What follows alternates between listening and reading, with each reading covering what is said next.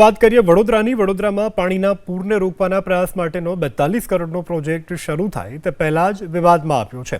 વિરોધ પક્ષ અને સ્થાનિકોએ આ પ્રોજેક્ટનો વિરોધ કર્યો છે. ગયા વર્ષે વડોદરામાં પૂરની સ્થિતિ સર્જાયા બાદ રાજ્ય સરકારે કમિટી બનાવી હતી, જેમાં સૂચન કરવામાં આવ્યું છે કે છાણીથી સમા તરફ આવી રહેલા પાણીને ડાયવર્ટ કરવા માટે છાણી કેનાલથી છાણી જકાતનાકા અને ત્યાંથી નવા યાર્ડ સુધી નવી કાસ બનાવવામાં આવે. એ નવી કાસને ભૂખી કાસની સાથે જોડી દેવામાં આવે. આ પ્રોજેક્ટનો કોંગ્રેસના કાઉન્સિલરોએ વિરોધ કર્યો. તેમના મતે ભૂખી કાસ પર આવેલા 10 માળનું ગેરકાયદે ટ્રાન્સપોર્ટ હબ છે, તેને બચાવવા માટે થઈ અને આ નવી કાસનો પ્રોજેક્ટ તૈયાર કરાવ્યો છે.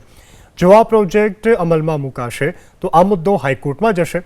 તો અનેક સોસાયટીના લોકોએ પણ લેખિતમાં રજૂઆત કરી છે કે અમારે આ નવી કાસ નથી જોઈતી, નહીતર અમે પૂરમાં તણાઈ જઈશું. હવે સવાલ એ છે કે ચોમાસાને ગણતરીના 2 મહિના જેટલો સમય બાકી છે, ત્યારે 3 કિલોમીટર લાંબી આ કાસનું કામ શરૂ થાય તે પહેલા જ વિવાદમાં આવ્યો છે.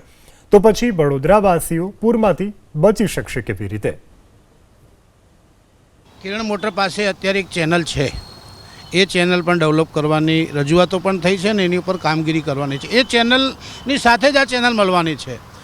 આ પાણી કાઢવાથી આપણું એક જગ્યાની સમસ્યા મટાવવાથી બીજી જગ્યાએ સમસ્યા ઊભી કરવી એવું જરાય આ વિષય નથી.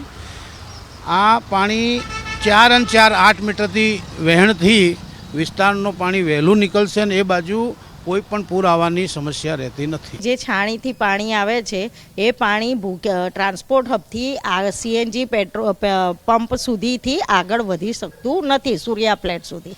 તો તમારે જે કામ કરવાનું છે તે ત્યાં કરવાનું છે. સૈનિક છાત્રાલયથી સીધા કાંસ બનાવવાનો છે. તમે છાણી જકાતનાકા બાજુ કાંસ એક બાજુ એવું બોલે છે કે તમારો ભાગ ઊંચો છે એટલે તમારે ત્યાં પાણી નથી આવવાનું. તો અમારો ભાગ ઊંચો છે, અમારે ત્યાં પાણી નથી આવવાનું, તો શું લોકોના રૂપિયા તમે વાપરવા બેઠા છો?